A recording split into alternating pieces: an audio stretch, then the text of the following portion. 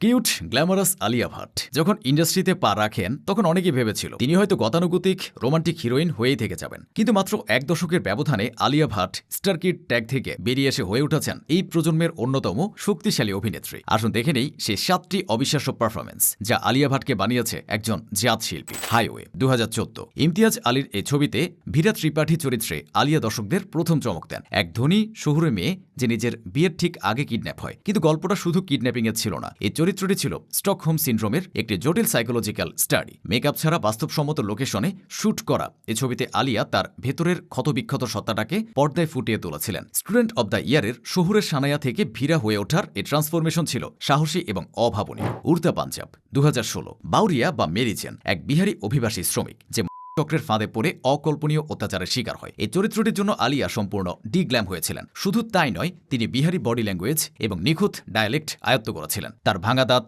খসখসে চামড়া আর চোখের শূন্য দৃষ্টি দেখে দর্শক শিওরে উঠেছিল। এই চরিত্রে অভিনয়ের জন্য তিনি তার প্রথম ফিল্মফেয়ার অ্যাওয়ার্ড জেতেন। ডিয়ার জিন্দেগি 2016 একই বছর মুক্তি পায় ডিয়ার জিন্দেগি। উড়তা পাঞ্জাবের ঠিক বিপরীত চরিত্র কায়রা একজন সফল, স্বাধীন কিন্তু মানসিকভাবে বিপর্যস্ত সিনেমাটোগ্রাফার। এই সিনেমাটি ভারতে মানসিক স্বাস্থ্য নিয়ে কথা বলার ক্ষেত্রে এক বিপ্লব এনেছিল। আলিয়া খুব সূক্ষ্মভাবে একজন আধুনিক মেয়ের ইনসমনিয়া, অ্যাংজাইটি এবং ট্রমা থেকে বেরিয়ে আসার লড়াইটা তুলে ধরেছিলেন। এখানে তার অভিনয় ছিল খুব সংযত এবং বাস্তবসম্মত। রাজি 2018 মেঘনা গুলজারের রাজি সত্য ঘটনা অবলম্বনে নির্মিত। এই ছবিতে শেহমত খান চরিত্রে অভিনয় করেন আলিয়া, এক সাধারণ নরম স্বভাবের কাশ্মীরি মেয়ে যে দেশের জন্য গুপ্তচর বৃত্তি করতে রাজি হয় এবং এক পাকিস্তানি আর্মি অফিসারকে বিয়ে করে। একজন স্ত্রী, একজন গুপ্তচর এবং একজন দেশপ্রেমিক। এই ত্রিমাত্রিক চরিত্রটি তিনি যেভাবে ধারণ করেছিলেন তা ভারতীয় সিনেমার ইতিহাসে অন্যতম সেরা স্পাই থ্রিলার পারফরমেন্স হিসেবে থেকে যাবে। গালি বয় 2019 অনেকে ভাবতেন আলিয়া শুধু সিরিয়াস বা গ্ল্যামারাস রোলই করতে পারেন। 2009 সালে গালি বয় সে ধারণাও ভেঙে দেয়। সাফিনা ফিরদৌসি চরিত্রটি এক কথায় অসাধারণ। সে একজন হিজাবি মেডিকেল স্টুডেন্ট, কিন্তু তার বয়ফ্রেন্ডের দিকে কেউ তাকালে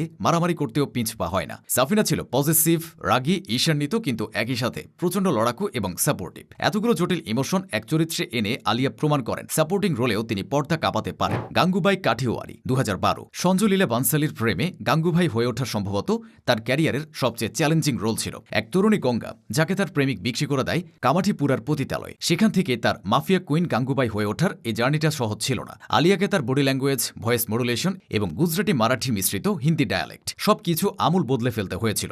অল্প বয়সী একটি মেয়ের পরিপক্ক এক নারীর চরিত্রে এর রূপান্তর ছিল মাস্টার ক্লাস। এই অভিনয়ের জন্য তিনি তার প্রথম জাতীয় চলচ্চিত্র পুরস্কার ন্যাশনাল অ্যাওয়ার্ড অর্জন করেন।